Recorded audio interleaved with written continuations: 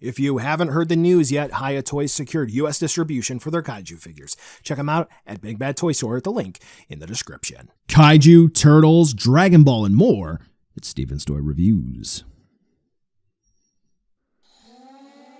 Hey there, collectors. It's going to be Steven here, and welcome to another Hiya Toys Kaiju review. Today we're going to be taking a look at their Godzilla 2019 in the Monsterverse.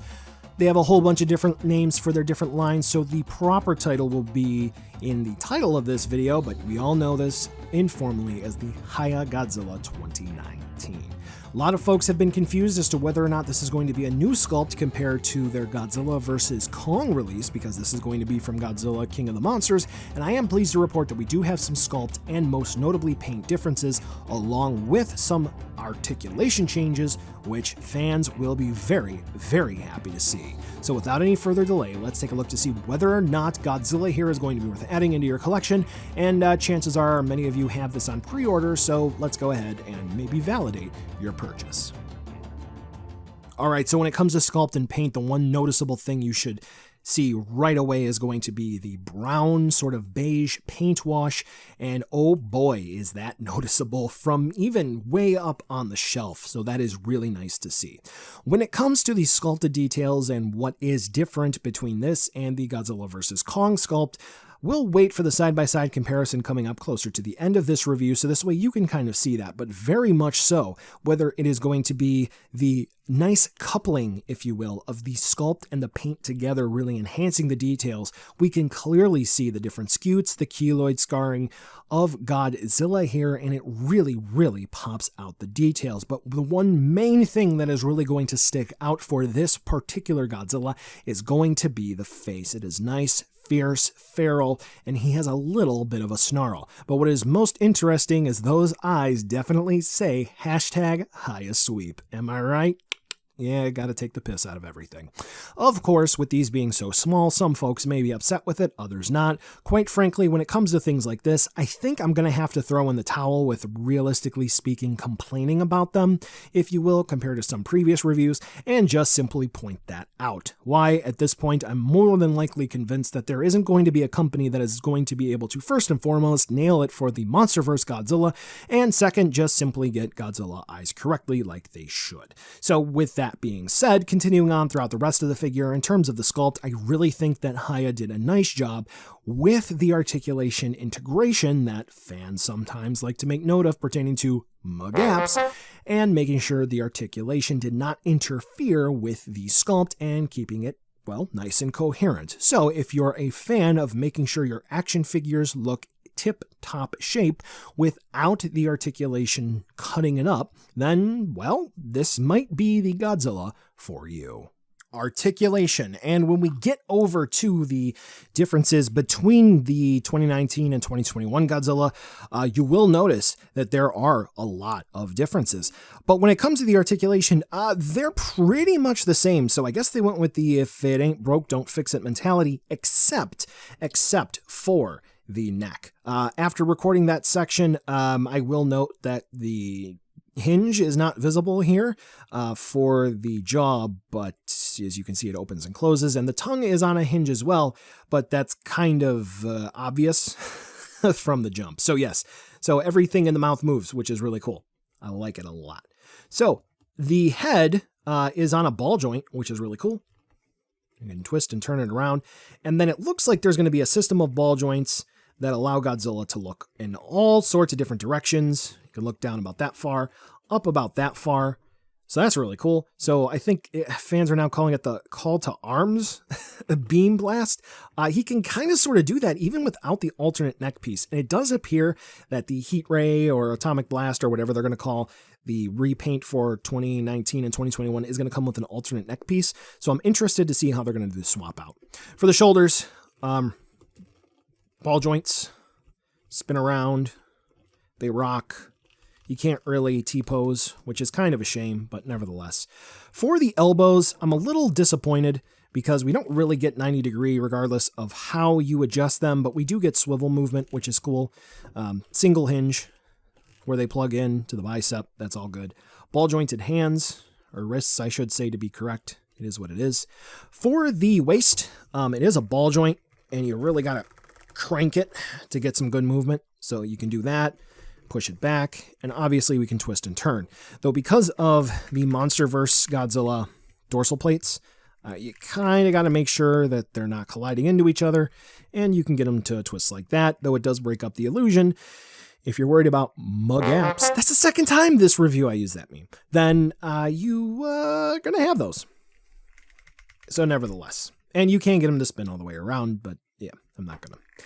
You can kick out about that far for the splits and kick that far forward and back with those ball jointed hips. And of course, we can get a little bit of rotation in and out. For the knees, so the way that it's going to work is there's a ball joint plugged in here, ball joint plugged in there, and then there's going to be a hinge to allow this movement, which is really cool. So you can kind of get a twisting and turning movement there, which is cool. Ball jointed ankles, hubba hubba. So we're supposed to be able to get like ankle rocker movement, but it is only very slight here. For the tail, so we get good tail movement, and it is, as you saw in the unboxing, already attached in the box, which is nice. What I will say is that, where is it? Right here, show, don't tell, so zoom in. It's going to be a little choppy, but right about here, no, it was here. This segment, you can see a little bit of reflection here. It's because this area here was stuck. This is not only reported by me, there was someone else in the Super Articulated Kaiju Collector group on Facebook, wink, wink, nudge, nudge. They reported that they had a stuck joint there as well. So something to keep in mind. So they went with the if it ain't broke, don't fix it mentality for the articulation. But I really wish they could have went with more engineering, especially for the shoulders and the elbows. That would have been really cool. But I mean, hey, he moves around. No accessories in this one, and I'm going to talk about that a little bit. So let's go ahead and move on over to a size comparison so you can see exactly how big this guy is going to be. And since it's not a reuse of the Godzilla vs. Kong sculpt, you pretty much know how big he's going to be because he's pretty much the same size. All right, side-by-side comparison time, and wow, looking up close and personal, there is going to be a difference. Obviously, like I said, the 2019 is going to have a significantly more attentive snarl to it, but there is also going to be a difference compared to the scutes, the keloid scarring, and so forth. So when it comes to the head sculpt, it is going to be just a bit smaller, and the scaling on the head, particularly at the top, is going to be more notable on the 2019. When we take a look at the arms, the shingling effect, if you will, on the arms is going to be a bit different on the 2021, wherein it seems to be a bit more overlapping from the top to the bottom. Where it comes to the 2019, it does appear to be a bit more abundant and a bit more chaotic in nature. When we even get to the hands, however, the hands do appear to be a bit more similar. I didn't make note of the neck because obviously the necks are going to be different. When we take a look at the main body, particularly the chest and the stomach area, though they do look to be the same upon first glance, we are able to see that the 2019 does have a few more details, particularly with some grooves, and the plating, if you will, does have some more details on the 2019, including a few more scutes and scarring, which is not found on the 2021. When we take a look at the legs, likewise as well, we do see a few more bumps and ridges on the 2019, where the shingling pattern on 2021 appears to be more uniform. When we take a look at the scaling and scarring on 2021 compared to 2019, we can see that it juts out a little bit more on 2019 than it does on 2021. Pertaining to the dorsal plates, and this is going to be the last thing that I'm going to talk about for the differences, because I will show the pictures up as well, we do see that there are grooves and almost specific lines on the 2019 compared to just different scaling and just blocks of scales on 2021's dorsal plates. So where are differences on these figures? They are abundant compared to some other companies who basically just made some changes from design to design where they were important, but kind of copy and pasted the rest of the figure. Hiya basically did a complete revision from the ground up. Yay. That's good. So, buy now, skip, or wait for a deal. I'm very hesitant to say that this is going to be the definitive MonsterVerse Godzilla because we don't have the updated renewal, if you will, of Hiya's Godzilla vs. Kong sculpt out yet. and we don't have the atomic blast, whatever you would prefer to name it, Spitfire, whatever, for their Godzillas yet. With that being said, if the trend continues and they do make improvements, for those of you who have been on the fence and you want what is quite possibly the best MonsterVerse figure on the market, well, let me put it to you this way.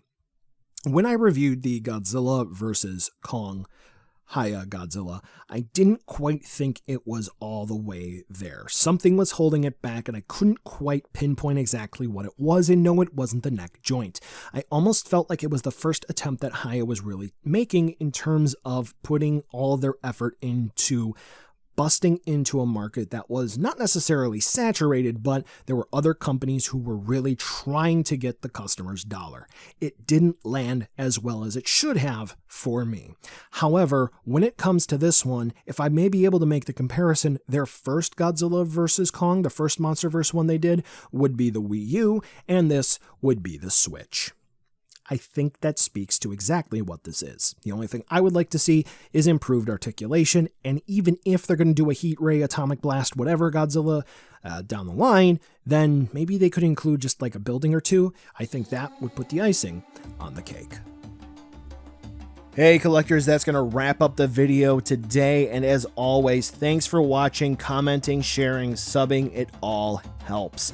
I always enjoy responding to comments, so be sure to drop one down below and I will respond if I can.